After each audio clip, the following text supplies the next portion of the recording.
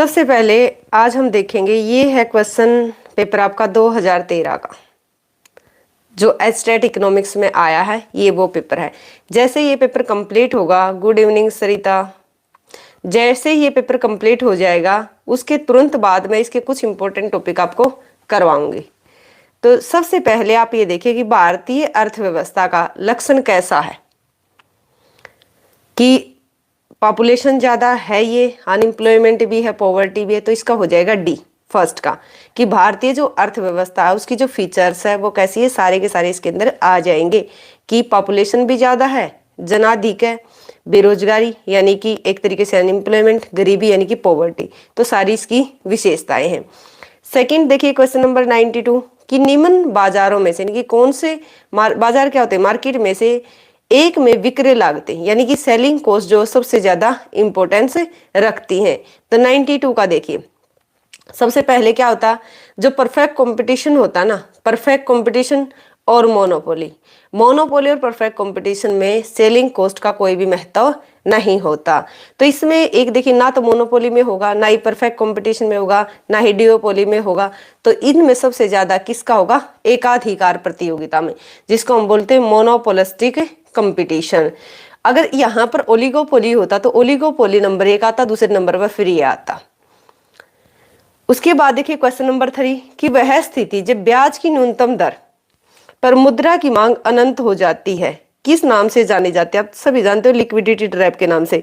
इस क्वेश्चन को लास्ट में हम क्या करेंगे, सोल्व करेंगे। लिक्विडिटी ट्रैप को मैं आपको अच्छे से बताऊंगी। उसके बाद एक श्रृंखला में बहुलक की गणना कीजिए यदि उसका माध्यम माध्यिका के मूल्य कितना, ये 17 एवं 13 हो।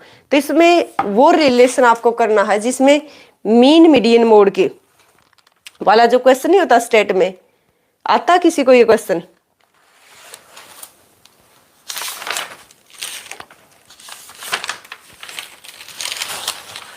देखिए यहां पर मैं आपको एक बार करके दिखाती हूं। इसका जो फॉर्मूला होगा क्वेश्चन नंबर 94 का, ये होगा, आप भी सभी लिखिए, जेड को मोड बोलते हैं, 3 मीन, 3 मीडियन, एम को मीडियन बोलते हैं, 2 मीन। ठीक है, अब बस आपको क्या निकालना क्या है, यहाँ पर बहुलक यानी कि मोड ही निकालना है। तो अब आप रख दीजिए, जो यहाँ पर ये माध्य माध्य है ना, माध्य का मतलब है एक्स बार यानी कि मीन, और माध्यिका का मतलब है मीडियन एम। तो बस आप इस वैल्यू को रख दीजिएगा, यहाँ पर इस वैल्यू को रखते कि जेड इधर है ही, इधर रखेंगे 3 के बाद हम क्या रखेंगे, 13 रखेंगे। ठीक है ना, माध्यिका क्या है यानी कि मीडियन आपका 13 है। फिर उसके बाद 2 रखेंगे और यहाँ पर रखेंगे एक्स बार की जगह जो मीन होता वो रखेंगे 17। बस अब आप इनको मल्टीप्लाई कर दीजिएगा, मल्टीप्लाई कीजिए सभी, मल्टीप्लाई करो कि 13 इंटू 3 कितना हो जाएगा, 39, और माइनस में कितना हो जाएगा, 34। 39 में से अगर 34 जाएंगे तो आंसर आएगा 5। समझ रहे हो, हाँ बी ही है, वेरी गुड।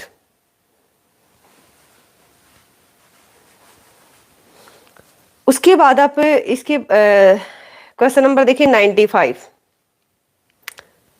ये क्वेश्चन क्लियर हुआ, ये मोड वाला जो ये फॉर्मूला है कि z इक्वल टू, जेड को बोलते हैं मोड, 3 मीडियन माइनस 2 मीन।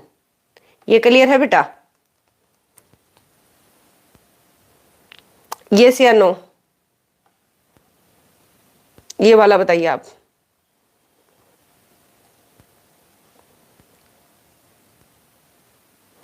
निम्न में से किस देश के आर्थिक विकास के लिए अनार्थिक साधन है, यानी कि इकोनॉमिक डेवलपमेंट के लिए नॉन इकोनॉमिक जो फैक्टर्स हैं उनकी बात की जा रही है, इनमें से कौन से हैं। क्वेश्चन नंबर है 95। अब देखिए प्राकृतिक रिसोर्स तो क्या होते हैं, इकोनॉमिक रिसोर्स हो जाए, एनर्जी भी, कैपिटल भी। तो ये जो सोशल बिहेवियर होता है ना, ये अनार्थिक साधन हो जाएगा इसका। उसके बाद है कि मनी की सप्लाई की बात की हुई है कि मुद्रा की पूर्ति पूर्ण रूप से ब्याज दर से निर्धारित होती है, 96 का। पूर्ण रूप से वाणिज्य बैंकों से नियंत्रित होती है। मनी सप्लाई की बात करें, पूर्णतः केंद्रीय बैंक से कंट्रोल की जाती है। इसमें मनी की सप्लाई में सिक्के, नोट और बैंक जमा सम्मिलित होती है। तो इसका आंसर कौन सा हो जाए, 96 का। तो ये हो जाएगा ना कि मुद्रा की पूर्ति पूर्णतः केंद्रीय बैंक से नियंत्रित होती है। तो आंसर हो जाएगा सी। अब आप मनी की सप्लाई में ये भी लिख सकते हो, जैसे कि क्वाइंस, नोट, बैंक जमा, तो ये भी आ सकते हैं ये, लेकिन इसमें आंसर जो जाएगा वो सी जाएगा।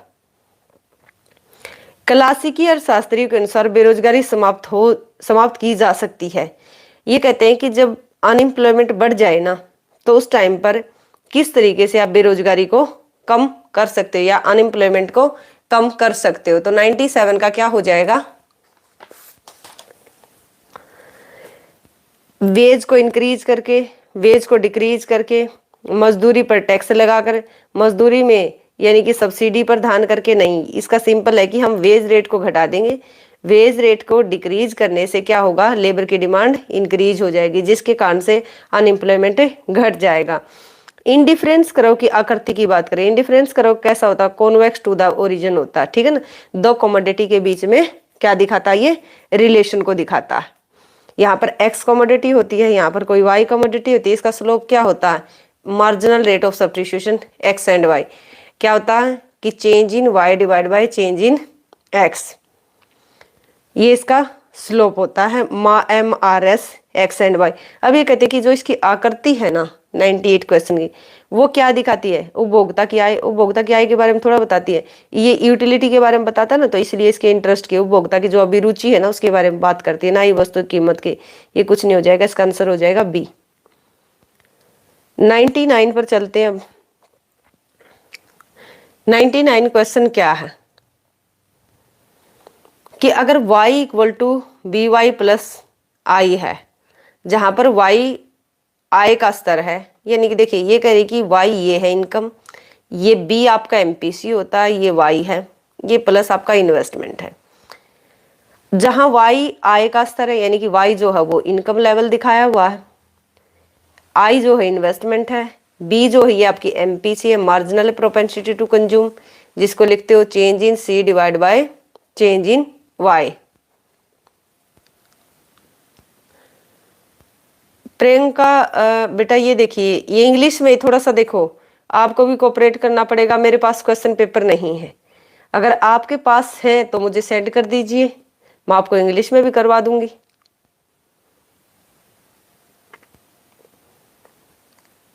अगर किसी के पास इंग्लिश में है क्वेश्चन पेपर तो सेंड कर दीजिए, मैं करवा दूंगी उनको। अब यहाँ पर आप देखिए प्रियंका, इस बात को मुझे बताना कितना आपको समझ में नहीं आया। सिर्फ ये है, मैं बताती हूँ आपको कि ये आपको वाई इनकम है, ये बी आपका जो है एमपीसी है, मार्जिनल प्रोपेंसिटी टू कंज्यूम, जिसको change in C divide by change in Y लिखते हो आप। आई जो है इन्वेस्टमेंट है और वाई जो है इनकम का लेवल है, आई इन्वेस्टमेंट, बी एमपीसी, ठीक है ना। तो वो कहते हैं कि जो इन्वेस्टमेंट मल्टीप्लायर है उसकी वैल्यू की बात की जा रही है।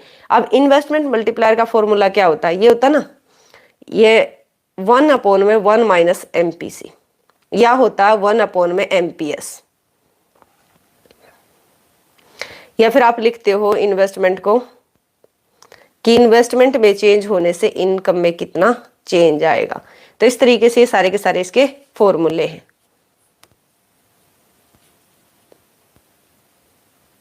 हाँ, अगर आपके पास इंग्लिश में है 2017 का और आपके पास 18 का मैंने इंग्लिश में करवाया हुआ है, 18, 19, 20 मैंने इंग्लिश में करवाया हुआ है।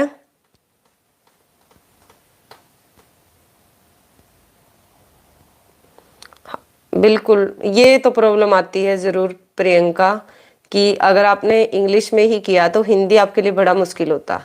बस थोड़ा सा आप सुनते रहा करो, हो जाएगा बेटा। बाकी जो भी होंगे अवेलेबल होंगे मेरे पास इंग्लिश में, मैं उनको इंग्लिश में ही करवा दूंगी, यानी कि इंग्लिश हिंदी दोनों होंगे तो मैं आपको समझा दूंगी, हिंदी वालों को समझ में आ जाए, कोई दिक्कत नहीं है। अब एक चीज देखिए, ये दिए हुए ये इसके सारे फॉर्मूले। अब आप सभी जानते हो कि यदि एमपीसी की वैल्यू बढ़ती है तो मल्टीप्लायर की वैल्यू बढ़ जाती है। एमपीसी के साथ मल्टीप्लायर का पॉजिटिव रिलेशन होता, उसी के साथ यदि एमपीएस होता तो इसका इसके साथ कैसा रिलेशन होता, नेगेटिव रिलेशन होता। तो चलिए एक बार पॉइंट पढ़ लेते हैं कि इन्वेस्टमेंट मल्टीप्लायर की वैल्यू उतनी ही ज्यादा होगी, इन्वेस्टमेंट मल्टीप्लायर का मूल्य है उतना अधिक होगा जितना बी का मूल्य कम होगा। देखिए अब ये करें कि एमपीसी कम होगी और मल्टीप्लायर जो है ना वो ज्यादा होगा, ये तो अपोजिट होगा, ऐसा तो है ही नहीं, बस तो ये कैंसिल हो गया आपका। अब उसके बाद है कि जो इन्वेस्टमेंट मल्टीप्लायर ये के है, इसकी वैल्यू उतनी ही कम होगी जितना बी का वैल्यू जो है वो ज्यादा होगी। अब देखिए अब इसकी कम, ये कहते हैं कि एमपीसी बढ़ेगी और आपका मल्टीप्लायर की जो है ना वैल्यू घटेगी, ये भी रॉन्ग हो गया क्योंकि ये तो पॉजिटिव जाना चाहिए, ये बढ़ेगी तो ये बढ़ना चाहिए, तो सेकंड भी।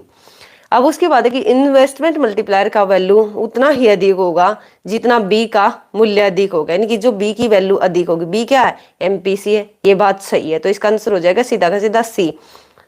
ये गलत है कि इनका आपस में कोई रिलेशन नहीं है।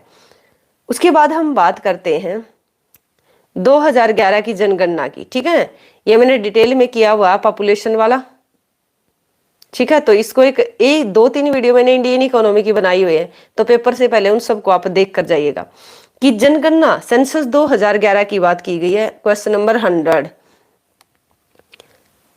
तो इसका आंसर क्या हो जाएगा क्वेश्चन नंबर 99 का, बताएगा कोई?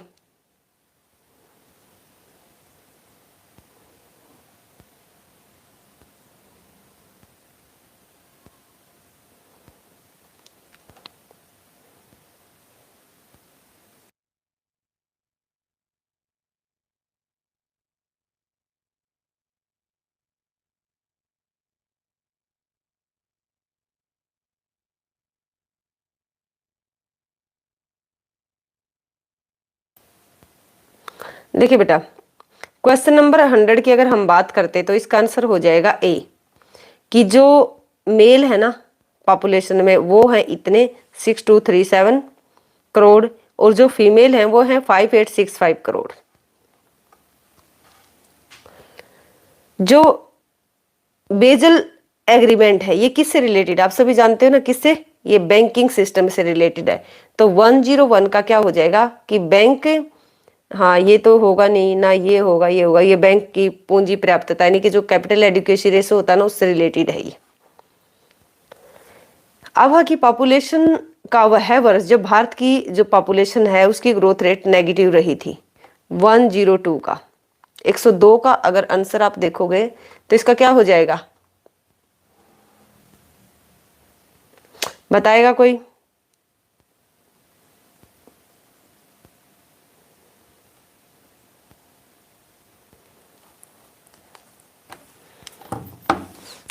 एक सेकंड रुकिए, एक सेकंड रुकिए सभी।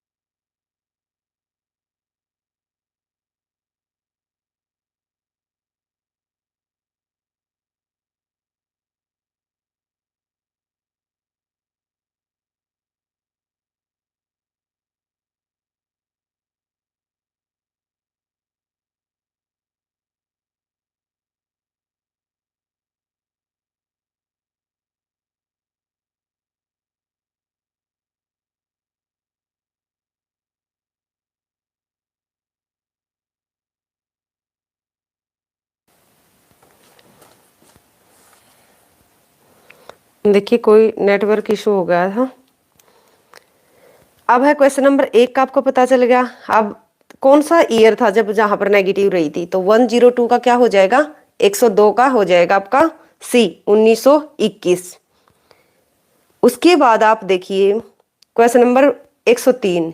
103 को अगर आप देख रहे हो तो इसका आंसर क्या हो जाएगा कि परफेक्ट कंपटीशन के अंदर स्मॉल फर्में होती हैं, निम्न में से कौन सा, यानी कि ये जितने पॉइंट्स दिए हुए हैं कि जो स्मॉल फर्म है उसको एक्सप्लेन करता, लिखा हुआ ना कि छोटेपन का को श्रेष्ठ वर्णित करता, फर्म में 10 से कम मजदूर होने चाहिए, फर्म गिरते ढाल वाले मांग वक्र का सामना करती हो, फर्म की संपत्तियां 20 लाख रुपए से कम हो, फर्म अपने उत्पादन निर्णय से बाजार की कीमत को प्रभावित करने में असमर्थ हो। सभी जानते हो ना कि परफेक्ट कंपटीशन में क्या होता कि ये इंडस्ट्री होता जो कि प्राइस का डिटर्मिनेशन करता, और एक फर्म होती है दिए हुए प्राइस पर अपने प्रोडक्ट को सेल करती है। तो एक चीज देखिए, इस प्राइस पर क्या करेगी फर्म, अपने प्रोडक्ट को सेल करेगी। ये ना तो प्राइस को इंक्रीज कर सकती ना ही डिक्रीज कर सकती, क्योंकि इसका जो साइज है ना बहुत ही छोटा है, जिससे ना तो सप्लाई बढ़ेगी ना ही सप्लाई घटेगी। तो इसका आंसर हो जाएगा डी, कि फर्म ने अपने जो भी प्रोडक्शन डिसीजन है उसको इफेक्ट नहीं कर पाएगी, उसमें असमर्थ होगी। रीजन यही है क्योंकि फर्मों का साइज बिल्कुल ही छोटा है। ये लॉ ऑफ वेरिएबल प्रोपोर्शन की बात कर रहा है 104।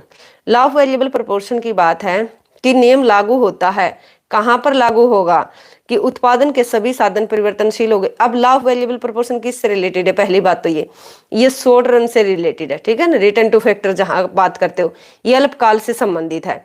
तो इसमें क्या होगा कि उत्पादन के सभी साधन तो परिवर्तनशील हो ही नहीं सकते, खाली लेबर क्या होगा, वेरिएबल होगा। दूसरा फैक्टर क्या होगा, वो क्या होगा, फिक्स होगा, जो कि कैपिटल होगा।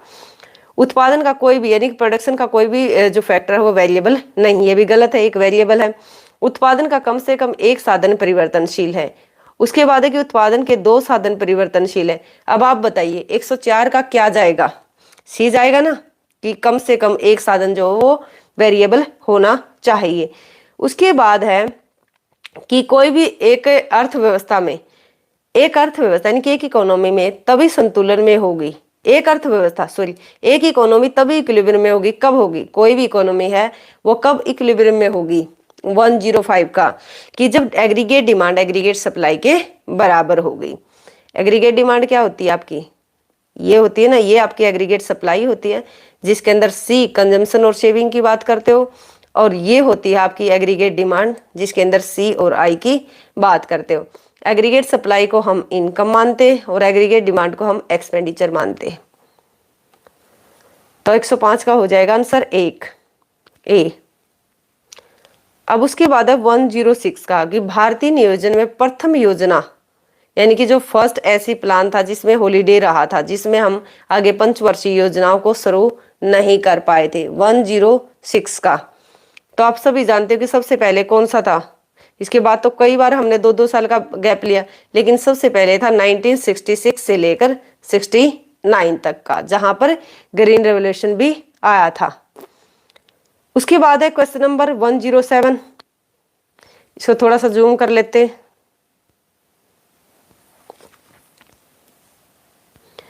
व्यापार की शर्तें यानी कि जिसको टर्म्स ऑफ ट्रेड की बात, टर्म्स ऑफ ट्रेड बोलते हैं जिसको।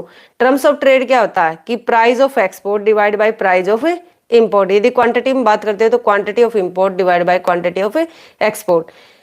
टर्म्स ऑफ ट्रेड की अवधारणा का यानी कि इसके कंसेप्ट का क्या मतलब है 107 का।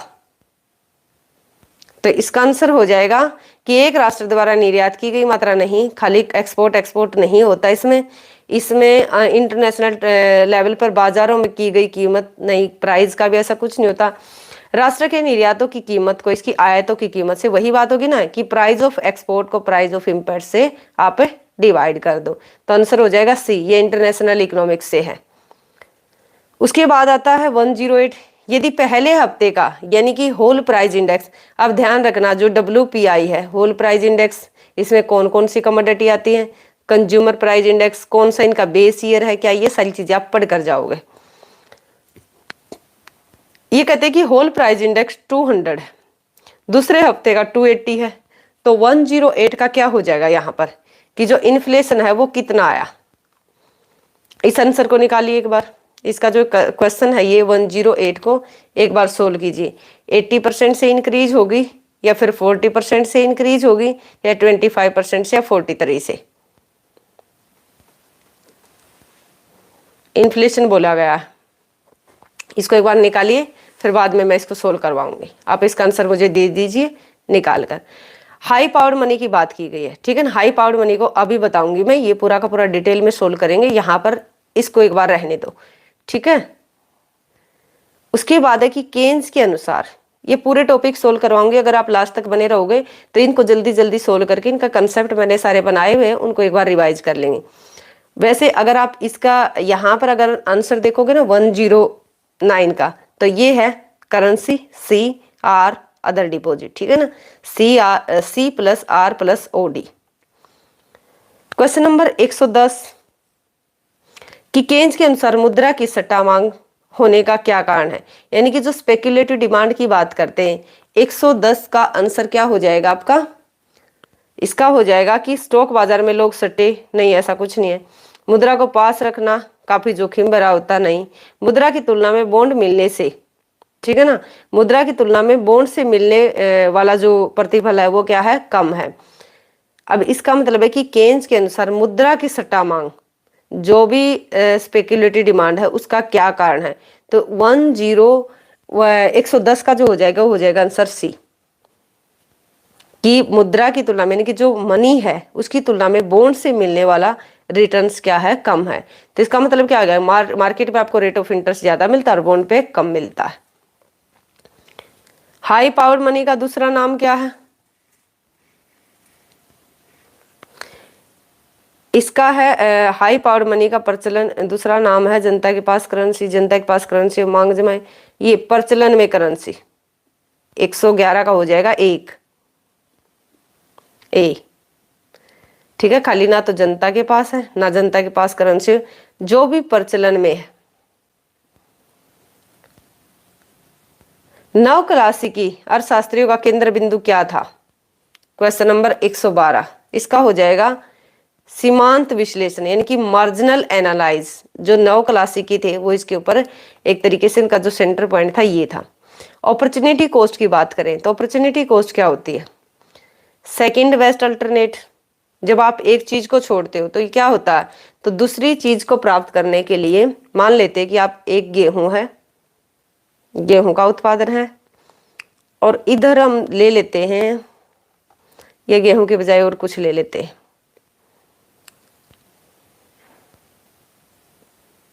एक जगह हम कपड़े का, दूसरी जगह हम वाइन ले लेते हैं, ठीक है, वाइन।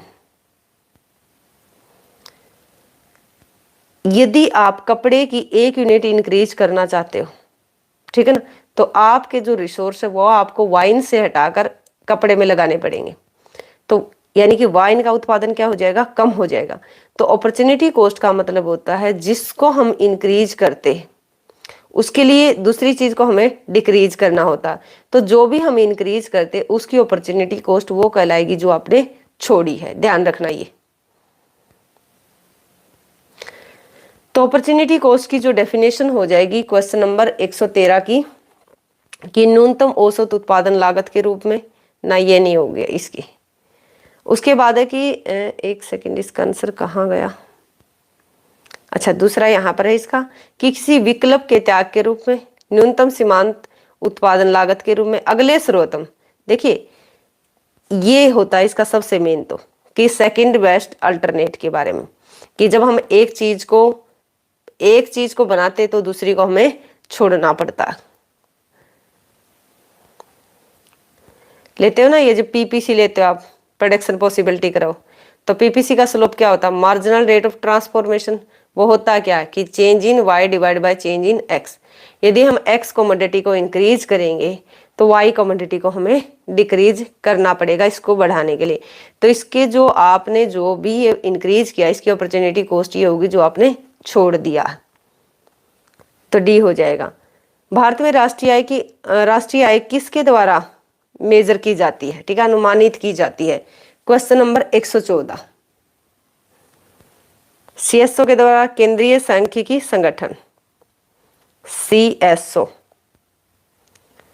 क्वेश्चन नंबर 115 कि अर्थव्यवस्था की उत्पादन क्षमता में वृद्धि होती है यदि, यानी कि कोई भी इकोनॉमी है उसकी प्रोडक्शन कैपेसिटी बढ़ती है, कब बढ़ेगी, सरकारी व्यय में वृद्धि हो, नहीं,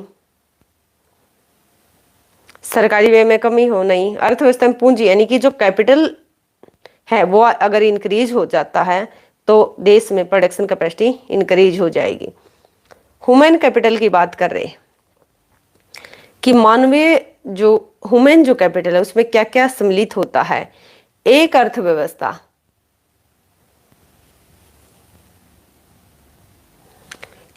में कुल कामगारों की संख्या यानी कि जो काम करने वाले उसको हम ह्यूमन कैपिटल बोलते हैं। शिक्षित यानी कि एजुकेटेड, ट्रेंड और स्वस्थ जो काम करने वाले, तो ये आपका बी आंसर हो जाएगा इसका। ये योग्यताधारी, योग्यता से कुछ नहीं काम चलता कि आप योग्य हो 14 वर्ष से अधिक के, नहीं, ये हो जाएगा बी इसका। उसके बाद है कि जनगणना 2011 के अनुसार भारत में सेक्स रेशो, डेंसिटी और जो ग्रोथ रेट है वो कितनी रही। अगर आपको यहाँ पर एक भी पॉइंट याद है क्वेश्चन नंबर 117 का, तो आप सभी कर लोगे। तो यहाँ पर जो एक तरीके से जो सेक्स रेशो 940 और जो डेंसिटी है वो 382 और जो पॉपुलेशन ग्रोथ है वो कितना 17.64। बाजार कीमत यानी कि मार्केट प्राइस और फैक्टर कॉस्ट, इन दोनों में क्या डिफरेंस है। अगर आपसे कोई भी पूछे कि जो जीएनपी है, जीडीपी है, उसको मार्केट प्राइस पर निकालिए, जीडीपी एट मार्केट प्राइस, इधर लिखोगे जीडीपी एट फैक्टर कॉस्ट। तो यहाँ पर अगर मार्केट प्राइस पर आपको निकालना, तो इसका सिंपल सा फंडा कि आपका सामान मार्केट में सेल होने के लिए आ चुका, तो यहाँ पर सब्सिडी माइनस हो जाएगी और टैक्स जो है ना वो प्लस हो जाएगा। इसका उल्टा यदि फैक्टर कॉस्ट पर आपको बोले, तो यहाँ पर इसका उल्टा हो जाएगा कि सब्सिडी प्लस हो जाती है और जो टैक्स है ना वो माइनस हो जाता है, इनडायरेक्ट टैक्स। तो आंसर आप अपने आप ही देख लीजिए कि 118 की अगर हम बात करें तो इसका आंसर हो जाएगा कि विशुद्ध यानी कि नेट इनडायरेक्ट टैक्स। यहाँ पर डायरेक्ट टैक्स है, डायरेक्ट टैक्स नहीं होता। डायरेक्ट टैक्स तो इनकम के ऊपर लगता है, यानी कि जिसके ऊपर लगेगा वही पे करेगा। इनडायरेक्ट टैक्स होता है जो लगता किसी के ऊपर है और पे कोई करता। नेट इनडायरेक्ट टैक्स क्यों? क्योंकि यहाँ पर सब्सिडी, ठीक है ना, आपको क्या निकाल रहे हो आप, फैक्टर कॉस्ट मार्केट प्राइस पर निकाल रहे हो।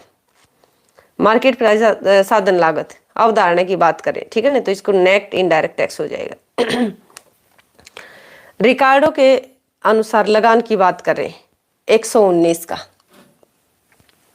तो रिकार्डो के अनुसार जो रेंट होता ना, कीमत को निर्धारित नहीं करता या कीमत को निर्धारित करता है। लगान कीमत को कम करता है, कीमत को बढ़ाता है, कीमत को निर्धारित करता है और कीमत को निर्धारित नहीं करता, बल्कि लगान जो है वो कीमत से निर्धारित होता है। ये होना चाहिए ना इसका आंसर, तो यही हो जाएगा डी इसका, कि जो रेंट है ना वो कीमत से डिटरमाइन नहीं होता।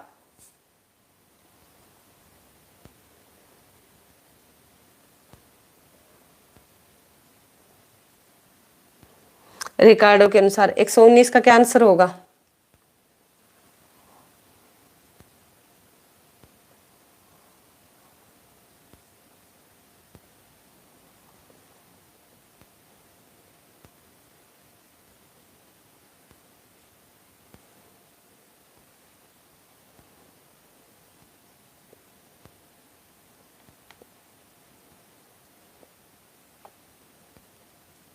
लगान होता बेटा रेंट, रेंट होता। कौन सा डी ऑप्शन बेटे? ये नेट इनडायरेक्ट टैक्स है।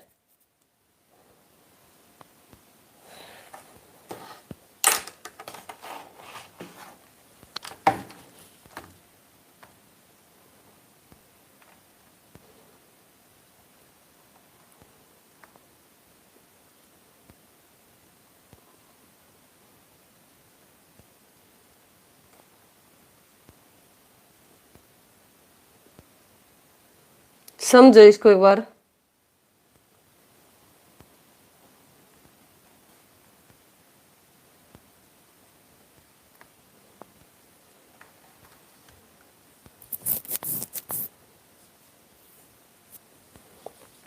देखिए इसके अनुसार इसकी डेफिनेशन देखो क्या होती है कि रिकार्डो क्या होता है, कि रेंट क्या होता है। रेंट जो होता है,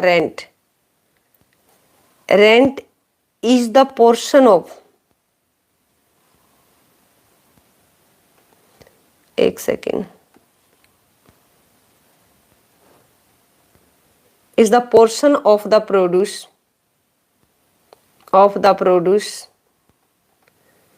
of the earth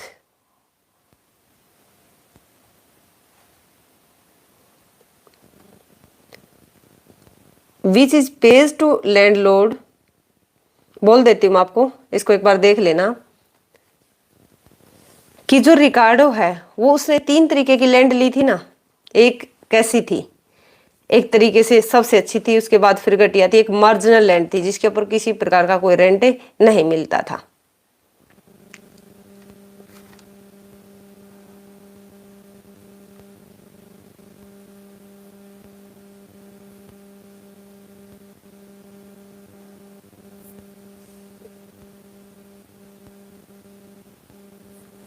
तो इसका डी ही जाएगा बेटा कि रेंट जो है does not enter into price. ठीक है ना, तो ये कंफ्यूज मत होना। 119 का जो है ना वो जाएगा आपका डी, कीमत को निर्धारित नहीं करता। रेंट जो है वो कीमत को निर्धारित नहीं करता, क्यों नहीं, बल्कि कीमत से निर्धारित होता है। समझे कि rent does not enter into price. अब उसके बाद आप देखिए एम नोट क्या है यहां पर, एम नोट बताएगा कोई क्या?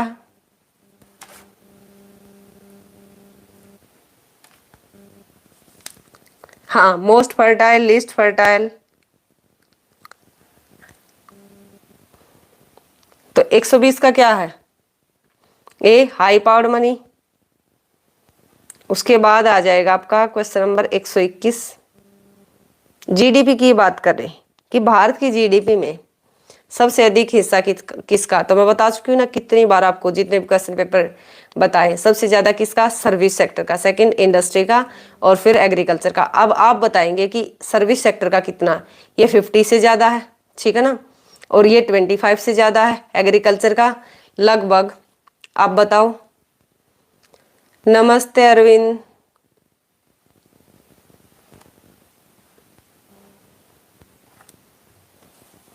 हिमाचल में कहां से हो?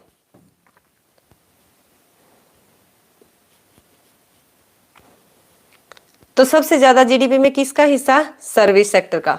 तो बताओ, ये पिछले वाले पेपर में मैंने आपको बताया था, सर्विस सेक्टर का मैंने आपको बता दिया, आइडिया दे दिया कि 50% से ज्यादा है।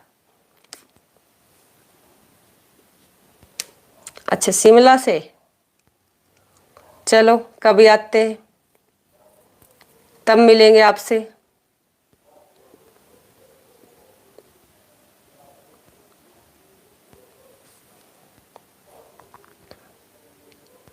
हेलो नीलम। अब है क्वेश्चन है कि handbook of statics on on the Indian economy प्रकाशित की जाती है किसके द्वारा? क्वेश्चन नंबर 122, भारतीय रिजर्व बैंक के द्वारा, आरबीआई के द्वारा। न्यू इकोनॉमिक पॉलिसी की बात है। न्यू इकोनॉमिक पॉलिसी कब आई थी? 1991 में। कब? 24 जुलाई। ये एलपीजी थी, लिबरलाइजेशन, प्राइवेटाइजेशन, ग्लोबलाइजेशन, यानी कि सारे के सारे इसी के अंदर आ जाएंगे। उसके बाद आप बताइए कि जो हिंदू ग्रोथ रेट है, हिंदू वृद्धि दर जिस वृद्धि दर से संबंधित है, जो हिंदू ग्रोथ रेट है वो किस ग्रोथ रेट से संबंधित है? 164 का।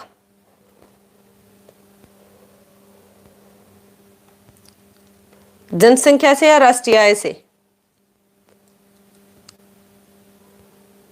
हाँ बिल्कुल, नेशनल इनकम से। एक और होती है हिंदू ग्रोथ रेट, वो कौन सी होती है? कुछ आइडिया है? अब उसके बाद है कि जो फूड सिक्योरिटी है उसके अंदर क्या क्या आता। एक तो आपकी अवेलेबिलिटी होनी चाहिए, वो चीज अवेलेबल होनी चाहिए। उसके बाद आप देखिए कि उस तक आपकी एक तरीके से आप उस तक पहुंच भी सको। अब देखिए, अब वो चीज मान लिया जाए कि आप जहां पर रहते हो, जो भी आप प्रोडक्ट चाहते हो, मान लिया जाए कि आपको गेहूं की जरूरत है। गेहूं एक तो अवेलेबल होना चाहिए फर्स्ट। दूसरा क्या है कि आपकी ये पहुंच से बहुत दूर नहीं होना चाहिए कि आपको 7 समुद्र पार करके इसके पास पहुंचना, ये आपकी पहुंच में है। अब तीसरी बात क्या है कि आपके पास इतनी परचेजिंग पावर भी तो हो, आप इसको खरीद ले, तो सारी चीजें होनी चाहिए। इसके अंदर आ जाएगा आंसर डी। उसके बाद है कि ह्यूमन कैपिटल का विचार, यानी कि जो ह्यूमन कैपिटल है इसका विचार सबसे पहले किसके या किसने एक तरीके से इसका विचार आया या प्रयोग किया? तो क्वेश्चन नंबर 126 का क्या हो जाएगा? ए, सोल जेम गैरी बेकर ने, ठीक है ना, ह्यूमन कैपिटल के बारे में। मार्शल पिगू ने भी नहीं किया, हिक्स हैंसन ने भी नहीं किया, स्टिगलर और जॉनसन ने भी नहीं किया। भारतीय बैंकिंग की बात चल रही है कि भारतीय बैंकिंग व्यवस्था पर यानी कि तरीके से ओनरशिप किसकी है? डोमिनेंट कौन रखता अपना? अनुसूचित, यानी कि एक तो अनुसूचित व्यापारिक बैंक, शेड्यूल बैंक किसको बोलते हैं, एक नॉन शेड्यूल बैंक होते हैं, एक कोऑपरेटिव बैंक होते हैं, एक जो विदेशी बैंक होते हैं। तो किन का होता भारतीय बैंकिंग व्यवस्था पर जो प्रभुत्व जो होता है? 127 का। सबसे ज्यादा देखिए, ना तो ये होते इतने विदेशी बैंक, ना ही कोऑपरेटिव बैंक होते, ना ही नॉन शेड्यूल। तो ये जो कमर्शियल बैंक जो होते ना, शेड्यूल बैंक होते जो आरबीआई के नॉर्म्स के तहत काम करते, तो यही पूरी इकोनॉमी के ऊपर सबसे ज्यादा इन्हीं का एक तरीके से यही डोमिनेंट होते हैं। फिर है कि नियर और रियर किससे संबंधित है? एक्सचेंज रेट से नहीं, बाह्य आर्थिक संसाधनों से, राष्ट्रीय तथा क्षेत्रीय आर्थिक समानता से, पर्यावरणीय नियमों से, किससे है? 128 का। क्या फॉरेन एक्सचेंज से रिलेटेड है ये या नहीं? हाँ, शेड्यूल बैंक होते बेटा ये, नियर और रियर।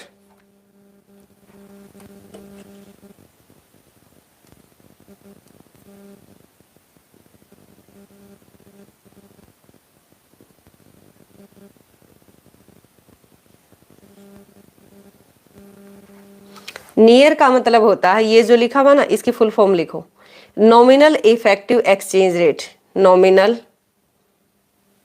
नॉमिनल इफेक्टिव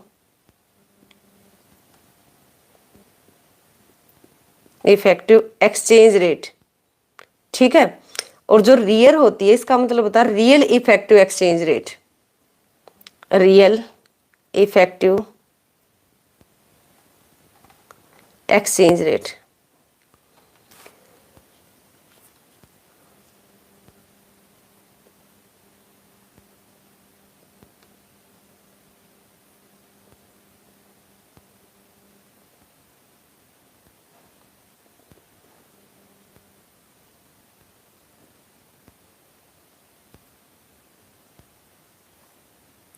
तो इसका रिलेशन किससे होगा? एक्सचेंज रेट से ही होगा ना इसका आंसर। उसके बाद है कि निम्न विधियों में से एक चयनित क्या होती है? आप जब पढ़ते हो आरबीआई के बारे में, रिजर्व बैंक ऑफ इंडिया की, उसकी मॉनेटरी पॉलिसी होती है ना, जिसमें एक होते क्वांटिटेटिव, एक होते क्वालिटेटिव। तो ये जो आपका है ना, कि ये है सिलेक्टिव क्रेडिट कंट्रोल। तो ये क्या होगा आपका? क्वांटिटेटिव तो है नहीं,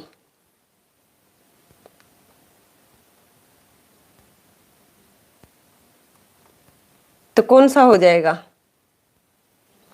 तो ये आपका अगर 129 का अगर आप देखोगे तो इसका हो जाएगा डी, क्योंकि ये सारे के सारे आपके क्वांटिटेटिव में आते हैं। Bank rate, open market operation, SLR, CRR, RR, repo rate, reverse repo rate, तो ये सारे के सारे आ जाते हैं। एक बार देखिए इसमें लिख लो आप कि जो सिलेक्टिव क्रेडिट कंट्रोल होता है ना, इसके अंदर कौन कौन से आएंगे।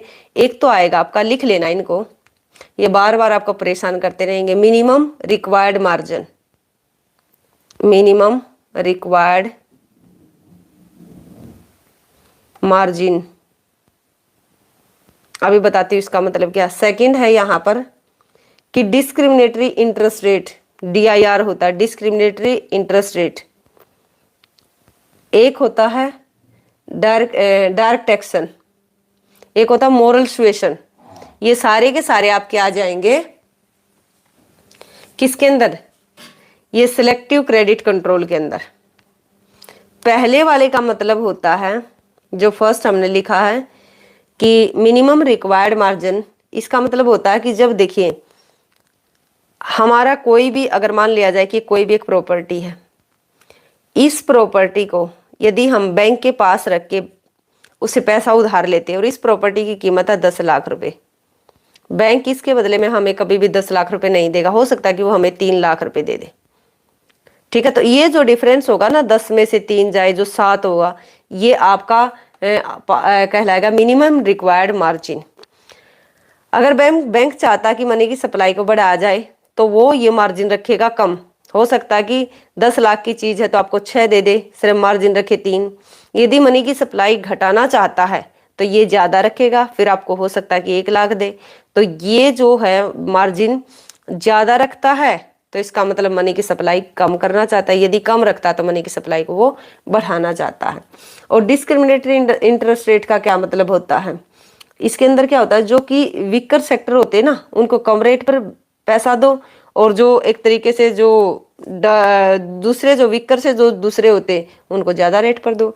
एक होता है मोरल सुएशन, यानी कि नैतिकता से आपको समझाए, ये जो कमर्शियल बैंक होते हैं कि भाई ऐसे से एक तरीके से आपको क्या करना है, नीचे जो मान लिया जाए कि RBI reserve bank of India, moral suasion का मतलब होता है नैतिक दबाव का, कि आरबीआई क्या करे, ऊपर से गाइडलाइन जारी करे कि आपको ये मानिए यदि कि मनी की सप्लाई बढ़ानी है या घटानी है। ये अगर नहीं मानते हैं तो फिर डायरेक्ट एक्शन लेता है। उसके बाद आ जाएगा कि भारत में जो सेंसस हुई थी, देखिए सेंसस से कितने क्वेश्चन पूछे गए 2013 में, क्योंकि जब भी ये नया नया कंसेप्ट था ना, तो आप ये ध्यान रखना जब भी कोई नया कंसेप्ट आएगा तो वहां पर जो क्वेश्चन है वो ज्यादा से ज्यादा पूछे जाने की संभावना रहेगी। तो यहाँ पर अभी इन्होंने क्वेश्चन पूछा है, क्वेश्चन नंबर 130 क्या कहता है कि जो 2011 उसमें 0 से 6 ईयर के है ना वो पॉपुलेशन कितनी है। अब ये डायरेक्ट पूछे गए तो 130 का आंसर है ए, ठीक है ना। तो ये जनसंख्या प्रतिशत है 13.12, 13.12 ऐसे है ये। अब उसके बाद है कि बाजार कीमत दी हुई है पर जीएनपी 200 है और विदेशों से प्राप्त शुद्ध साधन आय 20 है, डायरेक्ट टैक्स यानी कि प्रोक्स कर्ज इनडायरेक्ट टैक्स 20 है और जो सब्सिडी है वो 10 है। तो साधन लागत निकालनी है आपको, जीडीपी निकालनी है एट ए फैक्टर कॉस्ट। अब ये फॉर्मूला आपको पता होना चाहिए।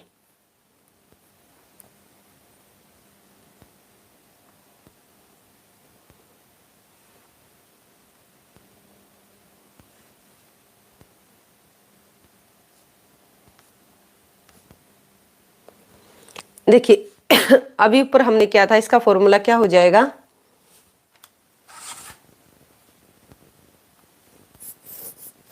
हाँ ठीक है डायरेक्ट एक्शन, बिल्कुल सही। अब इस क्वेश्चन को निकालिए 131 वाले को। 131 में क्या है कि ये इन्होंने बोला कि जीडीपी निकालने आपको एट ए फैक्टर कॉस्ट। अब क्या क्या दिया हुआ आपको, जीएनपी दी हुई है, जीएनपी दी हुई है 200, 200, net factor income from abroad वो दी हुई है 20, इनडायरेक्ट टैक्स आपको दिया हुआ है 20 और सब्सिडी आपको दी हुई है यहाँ पर 10।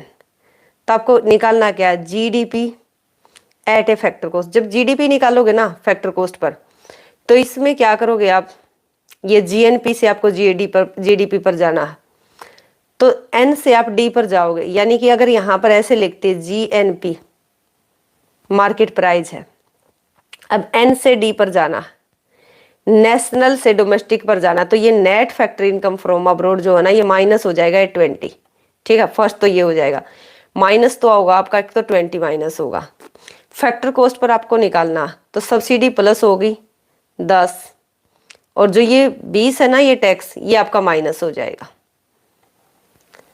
और क्या रहता है इसमें 200 और कितना आ जाएगा इसका निकालोगे तो 131 का 117 आ जाएगा, यानी कि 200 में से 30 माइनस होना चाहिए, या कितना होगा, एक सेकंड रुकिए भाई, 20 से 1 माइनस होगा, फैक्टर कॉस्ट पर है तो सब्सिडी आपकी प्लस होगी और इनडायरेक्ट टैक्स जो हो माइनस होगा। 117 आएगा या 180 आएगा, बिल्कुल ठीक है ना। तो ये समझ में आपको कि 170 कैसे आया, कि जब आप जीएनपी जो है आपका जीएनपी से, देखिए यहाँ पर इस फॉर्मूले का आप लगाओगे, GDP at a market price equal to GNP at a factor cost पर निकालना है, मार्केट प्राइस दिया हुआ है। जब भी आप एन से डी पर जाओगे तो ये जो net factor income from abroad है वो क्या हो जाएगा 20 जो है वो माइनस हो जाएगा। उसके बाद है इनडायरेक्ट टैक्स। अब फैक्टर कॉस्ट पर आपको निकालना है और मार्केट प्राइस से आपको फैक्टर कॉस्ट पर जाना है। तो फैक्टर कॉस्ट पर जब आप निकालोगे तो सब्सिडी आपकी प्लस हो जाएगी जो दी हुई है 10, और जो आपका इनडायरेक्ट टैक्स दिया हुआ वो आपका माइनस हो जाएगा। अब ये आप कर लेना, 200 में आप ऐड कर दोगे, 200 में 10 ऐड कर दोगे और 40 को आप घटा दोगे तो ये आ जाएगा 170। ठीक है, करेक्ट। हाँ, वह 170 आ जाएगा ये।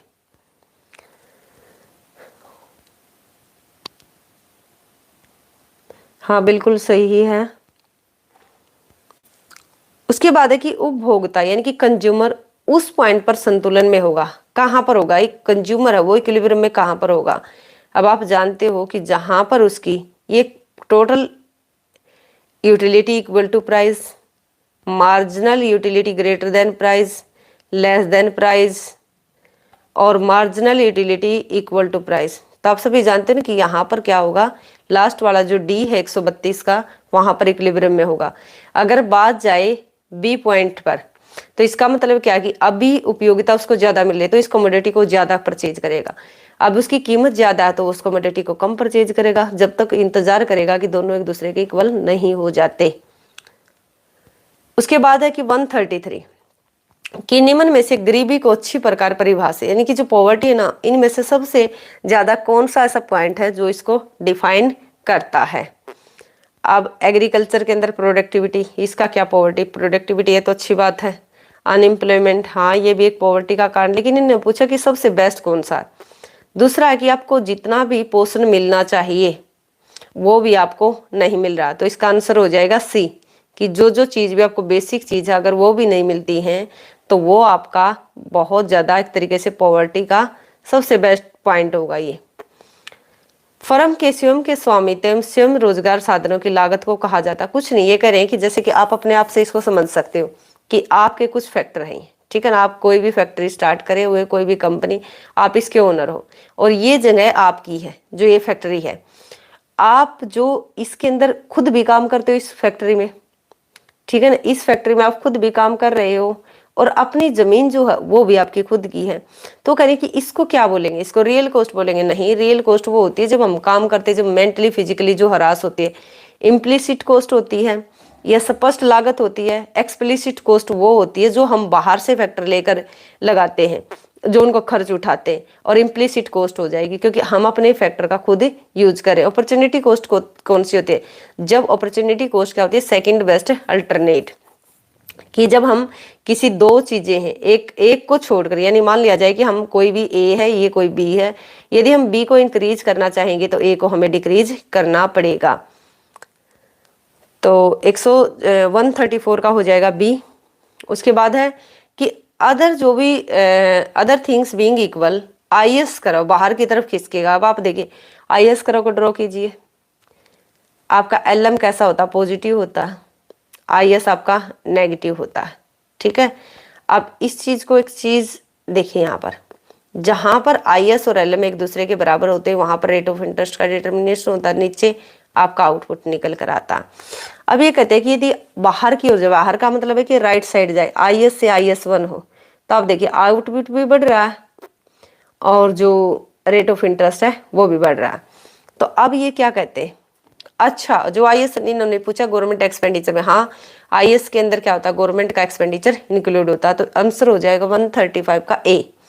कमी नहीं होती, ठीक है ना, एक्सपेंडिचर बढ़ता है जब राइट साइड जाता है, नीचे की तरफ आता तो एक्सपेंडिचर घटता है, बचत भी नहीं बढ़ेगी, मनी की सप्लाई तो एलएम से रिलेटेड है। उसके बाद है कि 136 कि जो स्मॉल इंडस्ट्री होते हैं उनको फाइनेंस कौन करता है, ठीक है ना।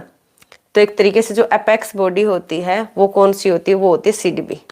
अब ये डिफाइन करेंगे चारे के चारों, IDBI, IFCI, नाबार्ड, सीडीबी। कुछ पॉइंट मैंने इंपॉर्टेंट आपके लिए निकाल कर रखे हुए। जब कुल उपयोगिता बढ़ती है तो सीमांत उपयोगिता, अब ये डायग्राम आप बनाओ कि जब टोटल यूटिलिटी इंक्रीज करती है, इसको एक बार यही बनाते हैं, ये आपकी टोटल यूटिलिटी इंक्रीज करती है एट ए डिक्रीजिंग रेट पर, उसके बाद ये ऐसी होती है, ये टोटल यूटिलिटी है। तो मार्जिनल यूटिलिटी जब ये इंक्रीज करती है तो मार्जिनल यूटिलिटी क्या करती है, डिक्रीज करती है बट पॉजिटिव होती है।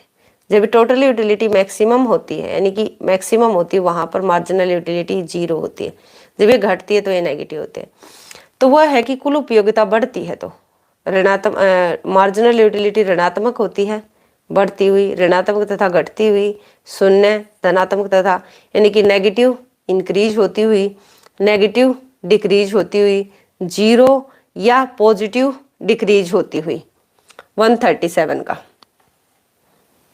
पॉजिटिव होती है ना, देखिए अभी मैंने डायग्राम बनाया ना आपका, यहाँ पर एक इस तरीके से टोटल यूटिलिटी, और इधर हमने बनाया नीचे मार्जिनल यूटिलिटी का इस तरीके से कि ये मार्जिनल यूटिलिटी है, ये पॉजिटिव होती है। देखिए पॉजिटिव है ना, 0 से तो पहले की बात है ना, जब ये इंक्रीज कर रहा है इस पॉइंट से पहले तो ये पॉजिटिव है बट कैसी है, डिक्रीज कर रही है। तो क्वेश्चन आ जाएगा डी, आंसर आ जाएगा डी। उसके बाद है कि जो नगद फसल होती है, जो एक तरीके से जिनको हम बेच सकते हैं,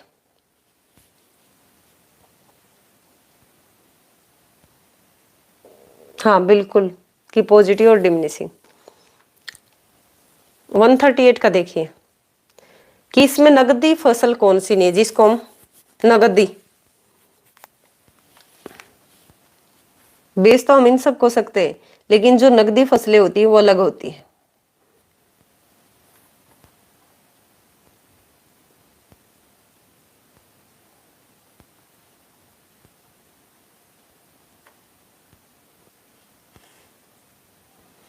इसके अंदर देखिए आप कौन कौन सी फसल होती है। इसके अंदर होती है, लिख लो एक बार आप, नगदी फसलें, कॉफी, जूट, जूट होता है, कॉफी होती है, और कोको होती है, कोको, और गन्ना होता है, गन्ना, केला, संतरा, कपास, आम, संतरा, कपास, आम,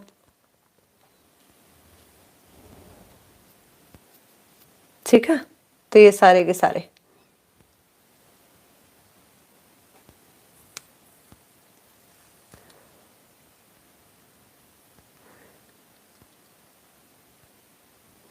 देखिए, मैं इसकी एक बार डेफिनेशन बताती हूँ। नगदी फसल का क्या मतलब होता है। इसका मतलब होता है कि मोटे अनाज वाली पारंपरिक खेती से हटकर जो पैदावार ले जाती है, कि मोटे अनाज को छोड़कर जो भी हमारे पुराने जमाने की जिस तरीके से हम बो रहे थे उसको छोड़कर जो भी पैदावार होती है वो नगदी फसलें कहलाती है। इसमें कम समय में किसानों को बहुत ज्यादा फायदा पहुंचता है। हमारे देश में गन्ना एक प्रमुख जो है नगदी फसल है। इसके अलावा आलू, सरसों, दाल, ठीक है ना, ये भी सारी की सारी नगदी। तो सिर्फ यहाँ पर आप फोकस कीजिए। तो इसमें कौन सा नहीं है, कपास भी है, तिलहन भी है, गन्ना भी है, लेकिन चावल नहीं है। 138 का होना चाहिए, हाँ बी ही रहेगा इसका। अब ये आ गई आपकी, ये हीन वस्तु क्या होती है, गिफिन वस्तु होती है या इंफीरियर होती है।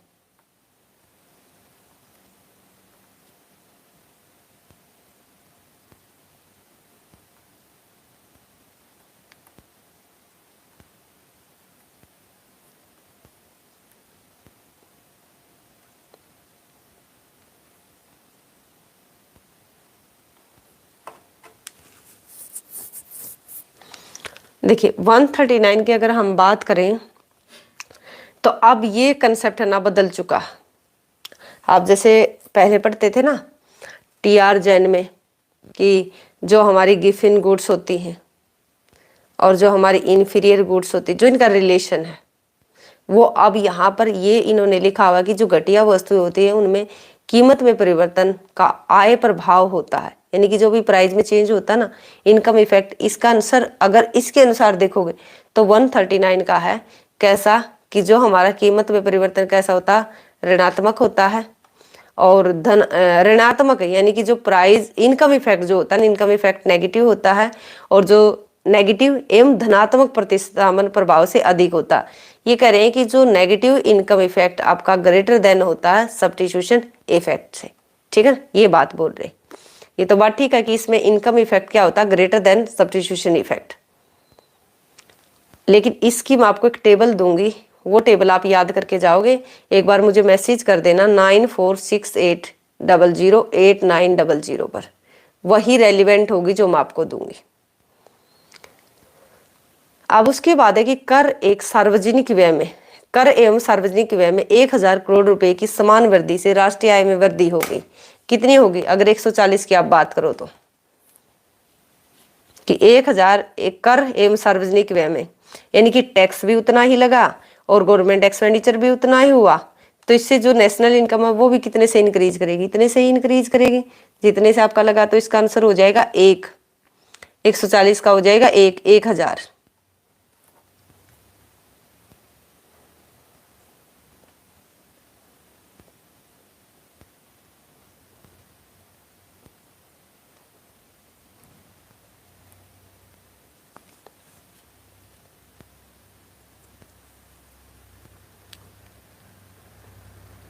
गिफिन गुड्स देखो, दो तीन तरह के गुड्स होते हैं, नॉर्मल, गिफिन, इंफीरियर।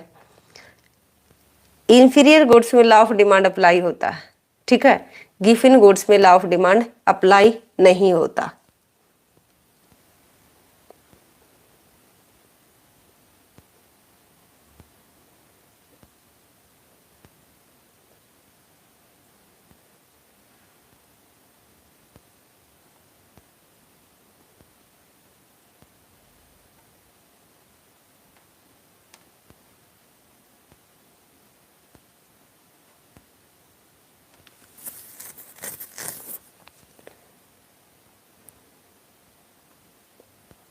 इनके डायग्राम याद है आपको?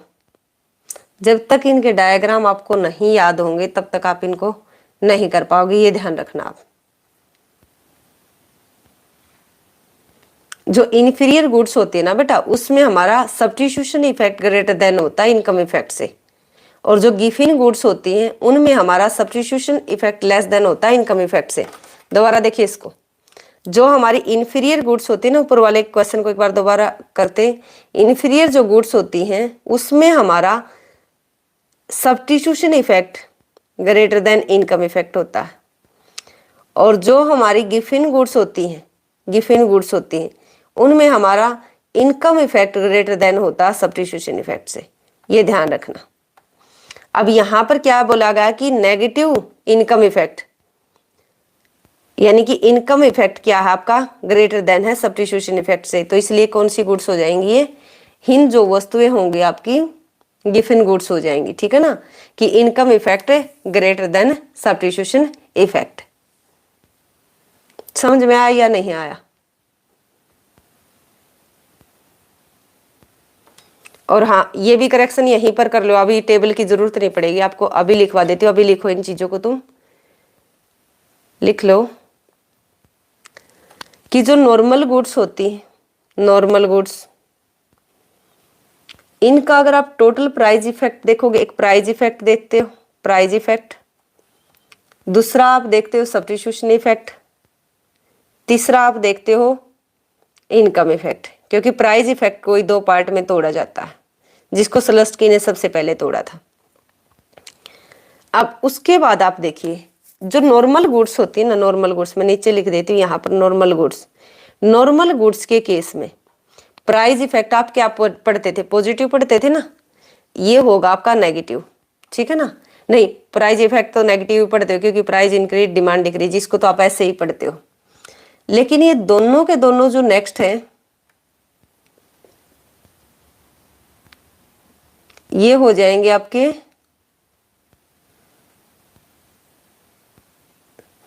नेगेटिव, सब्स्टिट्यूशन इफेक्ट भी आपका नेगेटिव होगा और दूसरा आपका इनकम इफेक्ट भी नेगेटिव होगा। तो अब ये आपको याद करके यही जाना।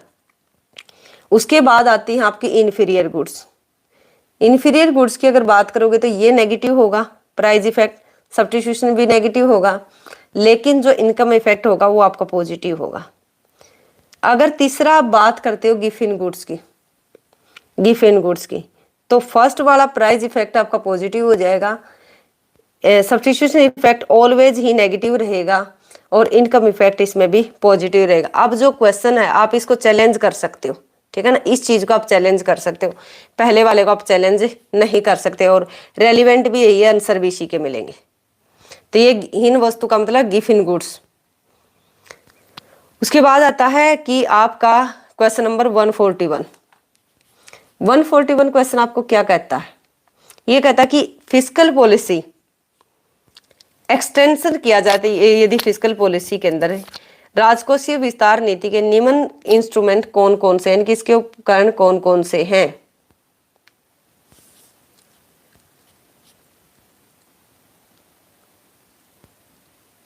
याद है प्रियंका? Very good. हाँ बिल्कुल।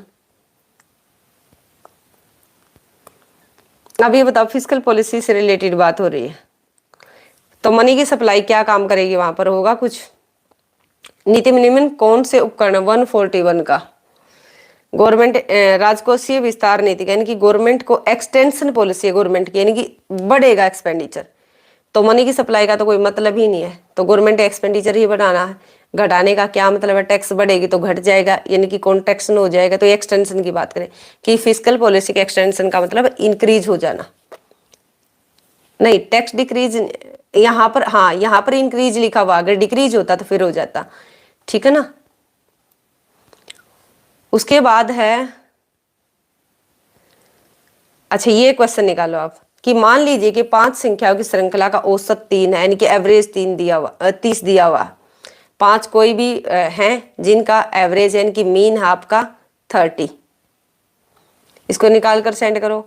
यदि इसमें से 4 संख्याएं, यानी कि इसमें से अगर 4 संख्याएं जो हैं 10 है, 15 है, 30 है, 35 है, तो इससे श्रृंखला की गुम संख्या ज्ञात कीजिए। तो कैसे ज्ञात करोगे इसको?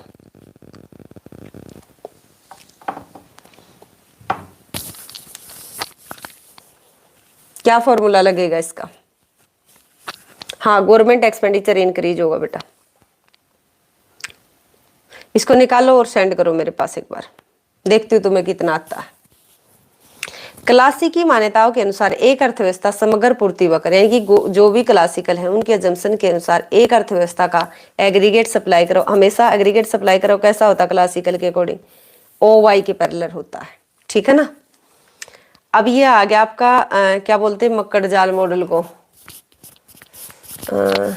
इसको इंग्लिश में क्या बोला जाता है? मक्कड़ जाल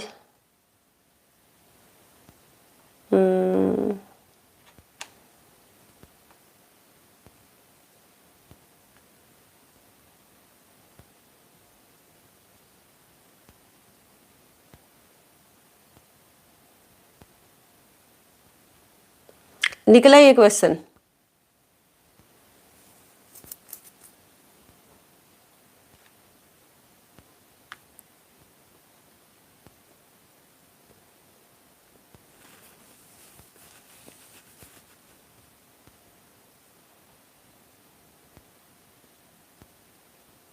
चलो जल्दी जल्दी से एक बार कर लेते हैं।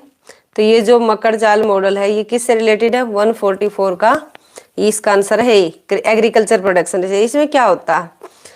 ये एग्रीकल्चर से ही रिलेटेड है। इसका मतलब क्या होता है? इसका मतलब ये होता है कि मान लिया जाए कि अब की बार एग्रीकल्चर में प्राइस इंक्रीज हो जाएंगे, तो नेक्स्ट ईयर एग्रीकल्चर की जो सप्लाई है ना वो इंक्रीज हो जाएगी। यदि डिक्रीज हो, सप्लाई इंक्रीज होने के कारण से फिर क्या होगा? प्राइस डिक्रीज हो जाएंगे, फिर नेक्स्ट ईयर क्या होगा? सप्लाई जो हो वो डिक्रीज हो जाएगी। तो ये सर्कल एक तरीके से चलता रहेगा।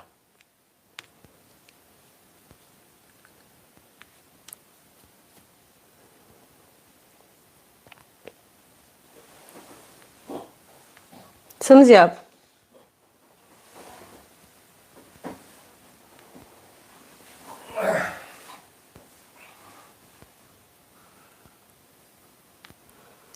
उसके बाद चलते हैं नेक्स्ट क्वेश्चन पर।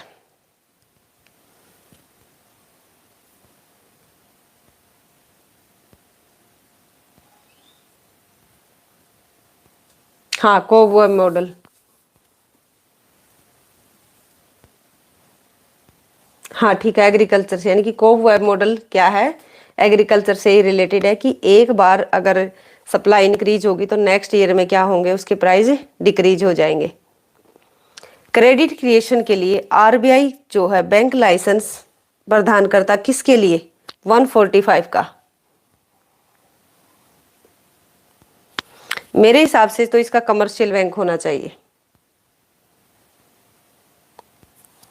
आप बताइए इसका क्या आंसर जा सकता।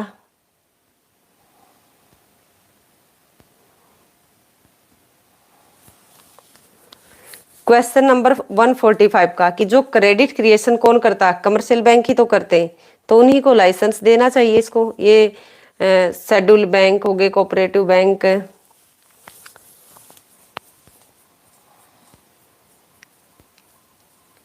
हाँ कमर्शियल बैंक ही जाना चाहिए इसका।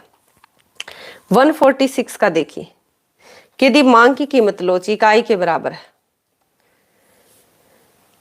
पढ़ते हो ना आप कि जो ये आपकी एवरेज यानी कि AR करा हुआ है, जहां पर ये ऊपर ग्रेटर देन होती है, यहाँ पर इन्फिनिटी होती है, बीच में क्या होती है, इक्वल टू 1 होती है। जहां पर ये 1 होती है वहां पर आपकी MR क्या होती है, 0 होती है।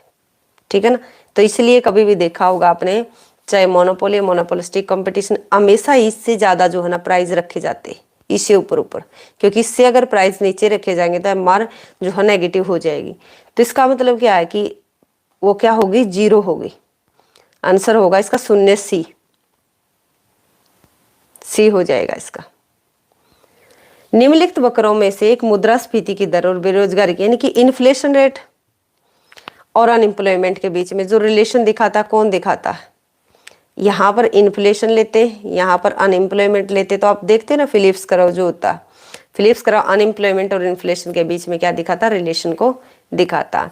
बजटरी डेफिसिट, बजट डेफिसिट की बात करें, क्वेश्चन नंबर 148, तो क्या हो जाएगा, टोटल एक्सपेंडिचर में से जब टोटल रेवेन्यू में से यानी कि टोटल रिसिप्ट्स में से यदि हम टोटल एक्सपेंडिचर माइनस कर दें, टोटल रिसिप्ट्स या टोटल रेवेन्यू में से टोटल एक्सपेंडिचर अगर माइनस कर दें तो हमारा बजट डेफिसिट कहलाएगा। मनी की सप्लाई घट जाएगी यदि, मनी की सप्लाई घटाने की बात की जा रही है, बैंक रेट अगर घटती है तो मनी सप्लाई तो बढ़ जाएगी। बेचता है, अब ये देखिए जो सिक्योरिटी जी ओपन मार्केट ऑपरेशन की तरह ही है।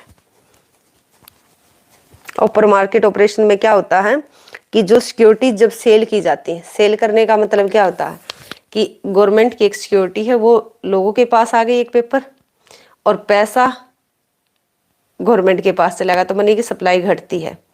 यदि बेच ये क्या होगा, सेल करता है तो मनी की सप्लाई घटेगी।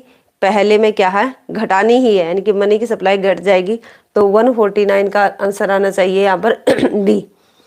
और यदि ये घटाया जाएगा तो मनी की सप्लाई बढ़ेगी, इससे भी मनी की सप्लाई इंक्रीज होगी और इससे भी मनी की सप्लाई इंक्रीज होगी। बस ये है, ये जो रिजर्व बैंक जो सिक्योरिटी सेल करता है। भारत में राष्ट्रीय आय का अनुमान जो है ना, बेस ईयर कौन सा है, 2011-12 इसमें नहीं है, तो 2011-12 अब क्या है, इसका बेस ईयर है। किसका, प्रियंका भी, हाँ बिल्कुल बिल्कुल 149 का। अब ये क्वेश्चन किस किस ने निकाला ऊपर वाला, अभी देखा था ना हमने, एक क्वेश्चन था,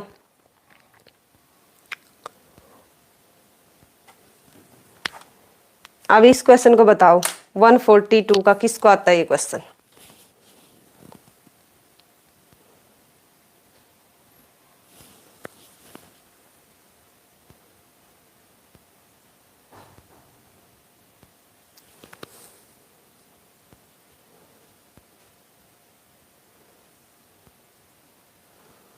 वन 142 का आंसर क्या रहेगा,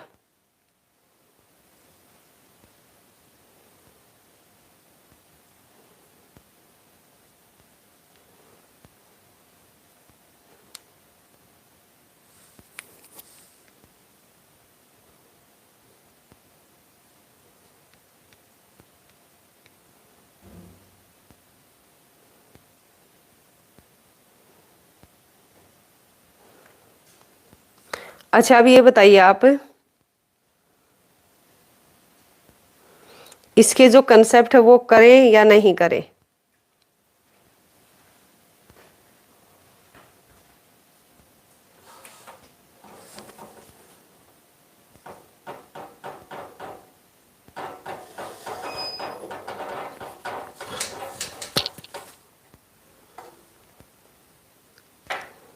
बोलो करवाऊं या नहीं करवाऊं इसके आगे।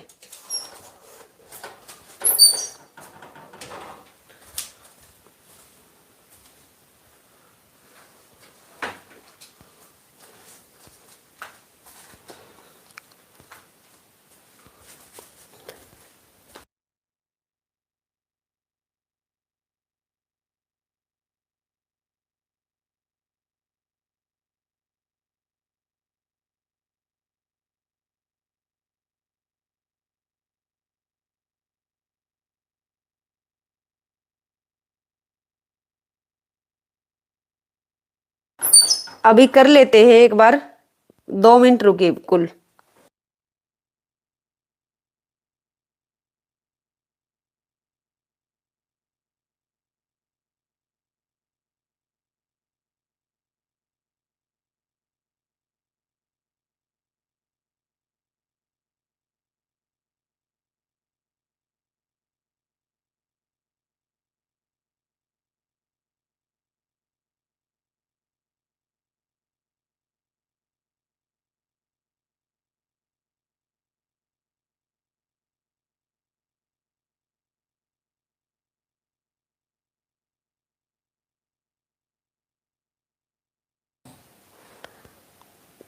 चलिए इसके एक बार कंसेप्ट करते हैं। सबसे पहले तो एक बार ये क्वेश्चन सोल्व कर लेते हैं।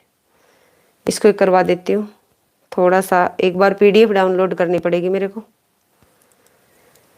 इसके अंदर देखिए हमारा जो कितना है, ये 30 है ना, 30 है ना।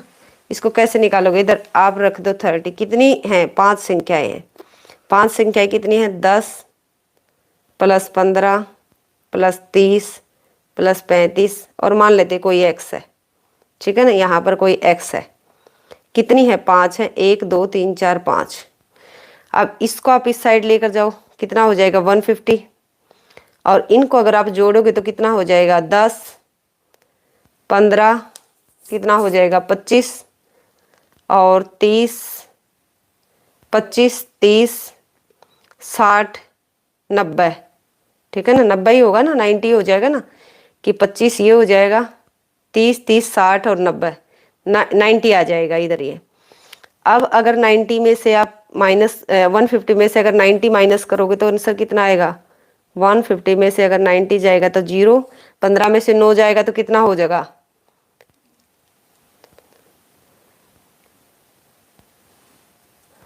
तो यहाँ पर ये आ जाएगा इसका 60 आंसर, ठीक है। तो इस अगर ऐसा क्वेश्चन आता तो आप इस तरीके से इसको निकाल सकते हो।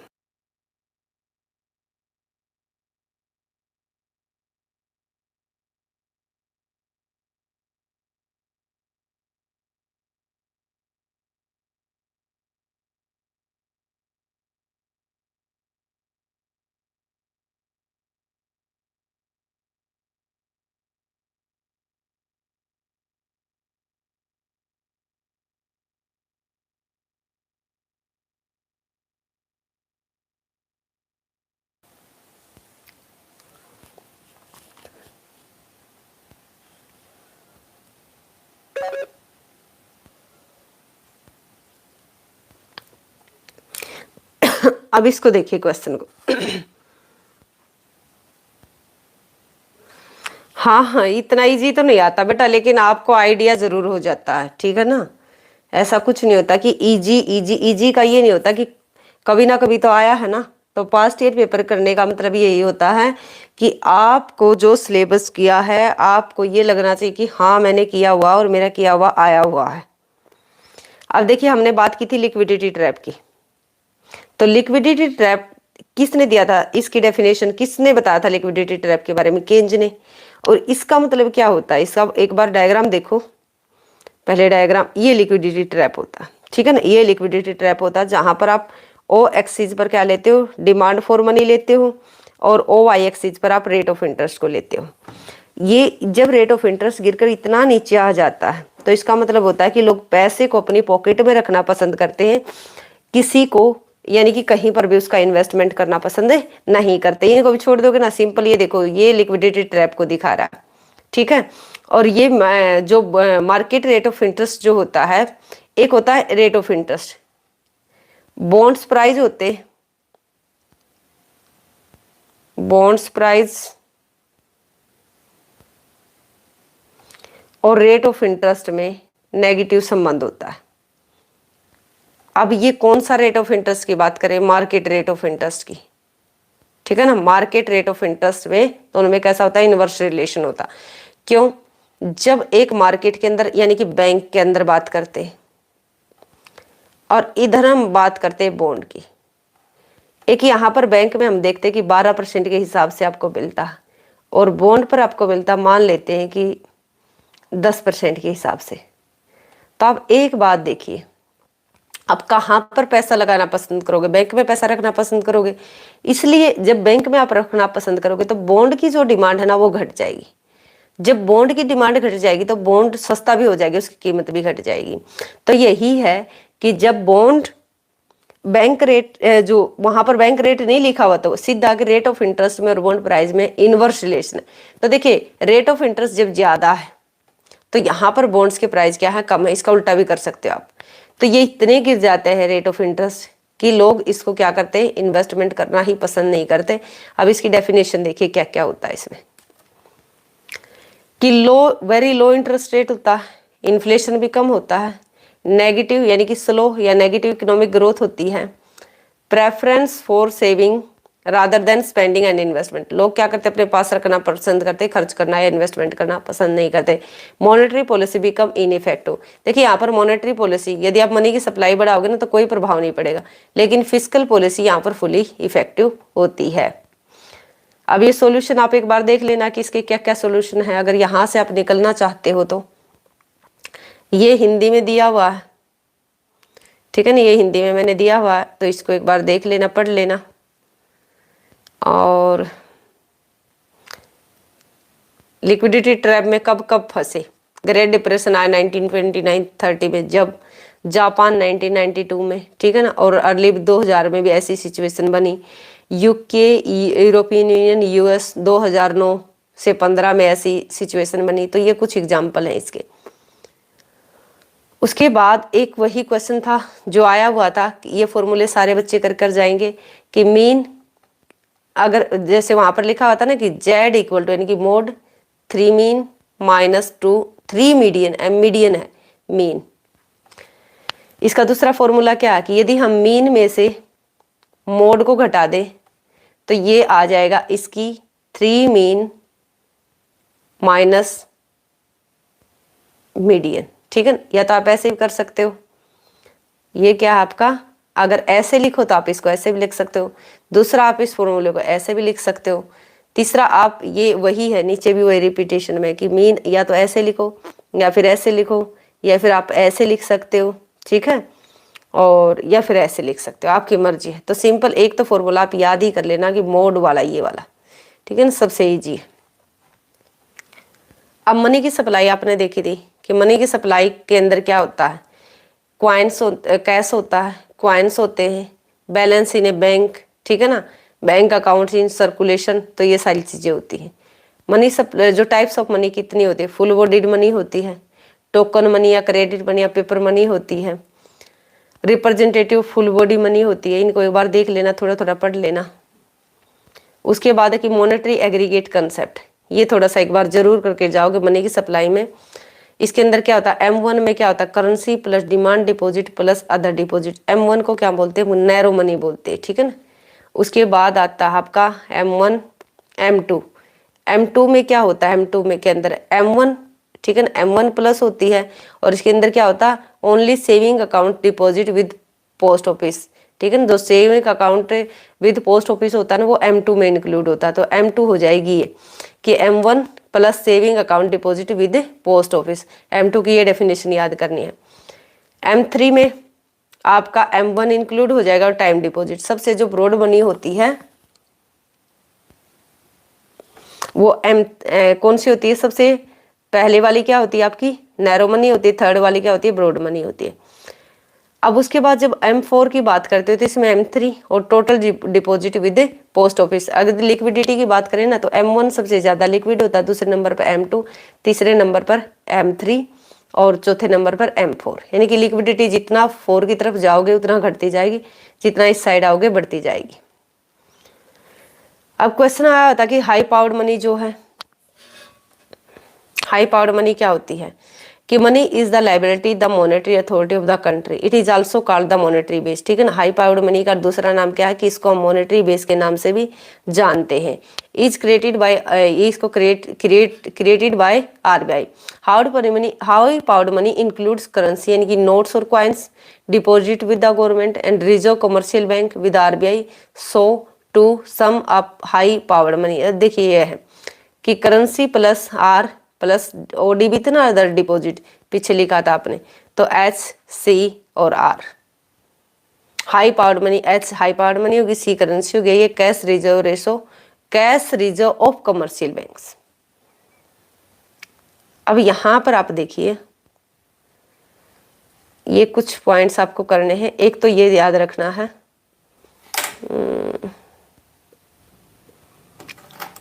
ICICI, ठीक है ना, इसको पढ़ लेना कि विकास वित्तीय संस्थान लंबी अवधि तक चलने वाले पूंजीगत निवेशकों के लिए दीर्घकालिक और कम दरों पर ऋण प्रदान करते हैं। जो डेवलपमेंट के लिए जो इंस्टीट्यूशन लोन देते हैं ना, उनकी बात कर रहे हैं। ठीक है ना, कि कैपिटल के लिए लोन देते हैं, कैपिटल में आप इन्वेस्टमेंट करो, लॉन्ग टर्म के लिए देते हैं। ठीक है ना, इंफ्रास्ट्रक्चर के लिए देते हैं, हैवी इंडस्ट्री को देते हैं, इरिगेशन के लिए देते हैं। उसके बाद है, इनको एक बार आप देख लोगे, भारत में पहला डीएफआई वर्ष 1948 में डेवलपमेंट फाइनेंस इंस्टीट्यूशन है। डीएफआई का मतलब डेवलपमेंट फाइनेंस इंस्टीट्यूशन, पहला 1948 में एक तरीके से स्टेब्लिश किया गया। 1948 में भारतीय औद्योगिक वित्त निगम की स्थापना। तो अब आपसे पूछे ना कि डेवलपमेंट फाइनेंस जो इंस्टीट्यूशन है सबसे पहले कब स्टेब्लिश किया गया? 1948 में। कौन सा था? IFCI, Indian industrial finance corporation. ठीक है ना। अब उसके बाद जो ये सारी डेट याद रखनी है आपको, ICICI भारतीय यानी कि इंडियन इंडस्ट्रियल, ऋण क्या होता है एक तरीके से जो भी डेब्ट होता है, इन्वेस्टमेंट कॉरपोरेशन। तो ICICI की स्थापना 1955 में की गई। उसके बाद है कि इंडस्ट्रियल डेवलपमेंट बैंक IDBI को 1964 में स्टेब्लिश किया गया। ये क्या करता है कि जो बुनियादी ढांचा परियोजना, जो भी प्रोजेक्ट होता, जो बेसिक जो एक तरीके से जो स्ट्रक्चर के लिए जो प्रोजेक्ट चलाए जाते हैं उनके लिए क्या देता है? लॉन्ग टर्म लोन प्रोवाइड करवाता है। और उसके इतना ही करना है इसमें से। इन सभी को देखते हुए नरसिंहम समिति 1991 ने DFI को भंग करके सिफारिशें की। ये तो रहे। अब देखा, इसको पढ़ लेना कि जो डेवलपमेंट फाइनेंस इंस्टीट्यूशन थे ना, अब 1991 में नरसिंहम जो कमेटी थी उन्होंने कहा कि इनको खत्म करो और इनकी जगह क्या बना दो, इनको जो डेवलपमेंट फाइनेंशियल इंस्टीट्यूशन को कमर्शियल बैंक में बदल दिया। कब? 1991 में। अब ध्यान रखना, ये कुछ WTO के बारे में जानकारी वहां पर आया था ना कि एक IFCI आया था, IFCI, इसलिए मैंने इंफॉर्मेशन लिखी हुई है कि ID जो वर्ल्ड बैंक है उसको पहले किस नाम से जानते थे? IBRD के नाम से, international bank for reconstruction and development bank, IBRD। तो और IMF दोनों को एक साथ स्टेब्लिश किया गया था 1944 में। कहाँ पर ये एक तरीके से सम्मेलन हुआ था? न्यू हैम्पशायर में ब्रेटन वुड्स सम्मेलन था ये, जिसमें दोनों को स्टेब्लिश करने की बात की गई थी। 3 चीजें थी 1944 की जब बात करें तो, एक तो क्या था? वर्ल्ड बैंक, IMF, और एक था इंटरनेशनल ट्रेड ऑर्गेनाइजेशन, और एक था ब्रेटन वुड्स सिस्टम। तो ये ITO तो स्टेब्लिश नहीं हो कर पाए थे। 1947 में इसी की तरह एक गेट जो है उसको स्टेब्लिश किया गया था। और एक कब किया गया था? 1 से 22 जुलाई 1944 को, और 44 इसके अंदर मेंबर थे।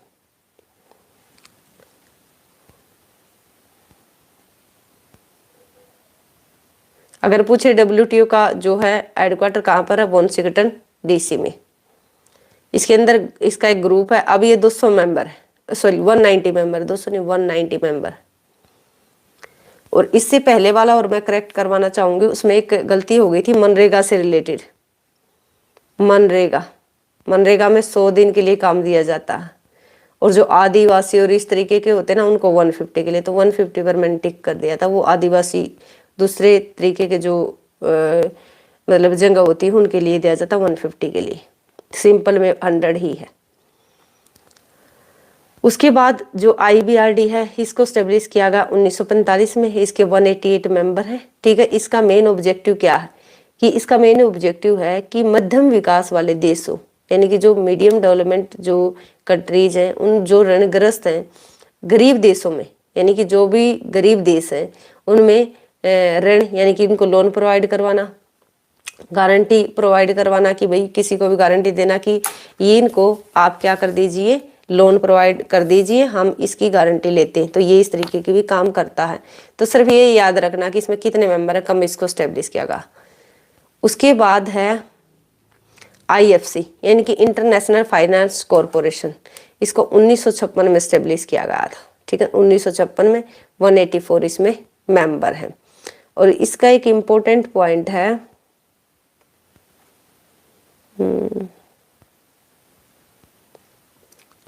ये जो प्राइवेट सेक्टर होता है ना, उसके इन्वेस्टमेंट के लिए भी मतलब काम करता है। इसमें कहाँ पर लिखा होगा एक बार देख लेना, ये कहीं ना कहीं इसमें मिलेगा ऐसा कुछ, तो इसको थोड़ा सा डिटेल में पढ़ लेना। दूसरा है IDA, इंटरनेशनल डेवलपमेंट एसोसिएशन। ये जो IDA है ना, इसको 1960 में स्टेब्लिश किया गया था। 173 इसके मेंबर। इसको सॉफ्ट लोन विंडो के नाम से जानते हैं, सॉफ्ट लोन विंडो। उसके बाद है ICSID। ये क्या है कि international centre for settlement of investment dispute. कोई भी अगर लड़ाई झगड़ा हो जाता है इनके मेंबर कंट्री में, तो ये उसकी सुलह का काम करते हैं। इंडिया उन सब का मेंबर है, लेकिन ICSID का मेंबर नहीं है। मीगा, मल्टीलेटरल इन्वेस्टमेंट गारंटी एजेंसी, मीगा को स्टेब्लिश किया गया था 1988 में। और मीगा एक तरीके से ये मल्टीलेटरल इन्वेस्टमेंट के लिए काम करती है। अब आ गया नाबार्ड। क्वेश्चन पूछा गया कि नाबार्ड जो है एक तरीके से जो कृषि एवं ग्रामीण विकास बैंक के लिए अपेक्स बॉडी है। कृषि एग्रीकल्चर, ग्रामीण मतलब रूरल डेवलपमेंट के लिए। उसके बाद इसकी जो नाबार्ड की स्थापना हुई थी 12 जुलाई 1982 को हुई थी। और शिव रमन कमेटी, याद रखना 12 जुलाई 1982 को, ये किसके लिए अपेक्स बॉडी है और कौन सी कमेटी थी इसके लिए, शिव रमन कमेटी। उसके बाद है सिडबी, आया था ना क्वेश्चन कि स्मॉल इंडस्ट्री डेवलपमेंट के लिए अपेक्स बॉडी कौन है, तो सिडबी है। इसकी स्थापना हुई थी 2 अप्रैल 1990 को। सिडबी क्या करता है, माइक्रो, स्मॉल और मीडियम क्षेत्र के लिए इनको एक तरीके से इनके डेवलपमेंट के लिए इनको धनराशि प्रोवाइड करवाता है। ये भी क्वेश्चन इंपॉर्टेंट है कि सिडबी का हेडक्वार्टर कहाँ पर है, लखनऊ में, उत्तर प्रदेश में।